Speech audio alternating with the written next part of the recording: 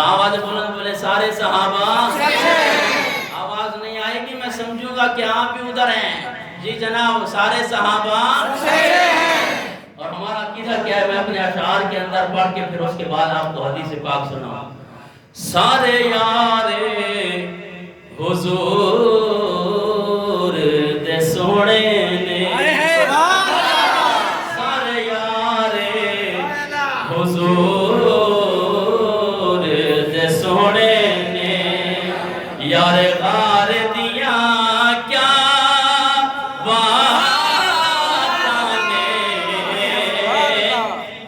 پیارے نبی نال بڑیاں نے کتا پیارے نبی نال بڑیاں نے اے پیار دیا کیا باتاں نے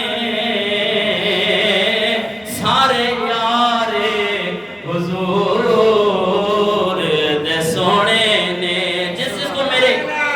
صحابہ سے پیار ہے نا. اور یہ کوئی انگلش تو نہیں ہے کہ جناب کوئی کہے کہ معافی نہیں دعا.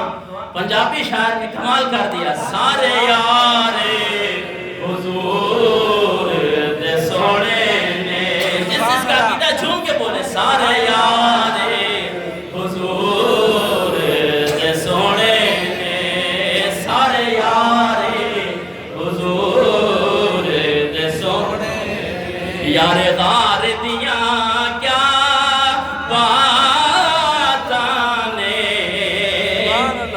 پیارے نبی نال بڑیاں نے پیارے نبی نال بڑیاں نے پر او دے پیار دیاں کیا باتاں نے سارے یار حضور دے سونے. کمال کیا ہمارے سور میں حضرت ابوبکر صدیق نے جب اپنی جان دے کر جناب والا اپنی جان کی ایڑی دے کر اس سانپ سے بچنے کے لیے اس کے ڈنگ سے بچنے کے لیے میرے آقا کو تکلیف ہونے نہیں دی. سبحان اللہ. چڑھی عشق نبی دی مستی صدیق دی آلہ ہستی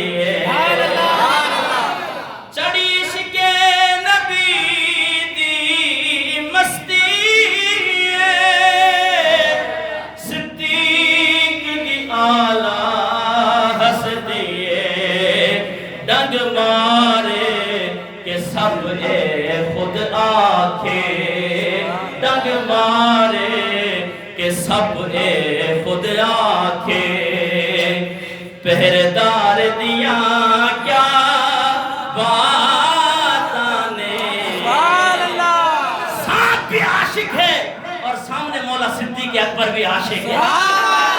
سانپ نے اپنا کام کر کے دکھایا مولا صدیق نے اپنا کام کر کے دکھایا. پپانگے دوڑ سانپ کی یہ آواز کہنے لگی اور وہ کہہ رہا ہے ڈنگ مارے کہ سب اے خود آکھے ڈنگ مارے کہ سب اے خود آکھے پہردار دیاں کیا باتاں نے سارے یار حضور دے بھول گیا بھائی سارے یار حضور دے سونے نے سارے یار حضور دے سونے. اب یہ جنگ تبوک جب ہوئی آقا دو جہاں صلی اللہ تعالی علیہ وسلم نے صحابہ کرام سے فرمایا کہ قحط سالی کا موسم ہے.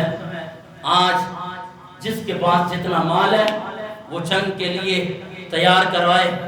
آپ اسکول کے اندر کالجز یونیورسٹیز کے اندر جناب والا بارہا یہ پڑھتے رہتے ہیں کہ جب جنگ تبوک کا وہ وقت آیا تو حضرت عمر رضی اللہ تعالیٰ عنہ کے دل کے اندر آپ کے خیالات کے اندر یہ ایک سوچ آئی کہ ہر بار حضرت ابوبکر صدیق نمبر لے جاتے ہیں. آج اللہ تعالیٰ نے مجھے مال کی فراوانی عطا کی ہے. آج حضور کے قدموں میں اپنے گھر کا آدھا مال پیش کرنے لگا۔ سبحان اللہ۔ حضرت عمر فاروق رضی اللہ تعالیٰ عنہ اپنے گھر کا آدھا مال لے کر آقا دو جہاں صلی اللہ تعالیٰ علیہ وسلم کی بارگاہ میں پہنچے۔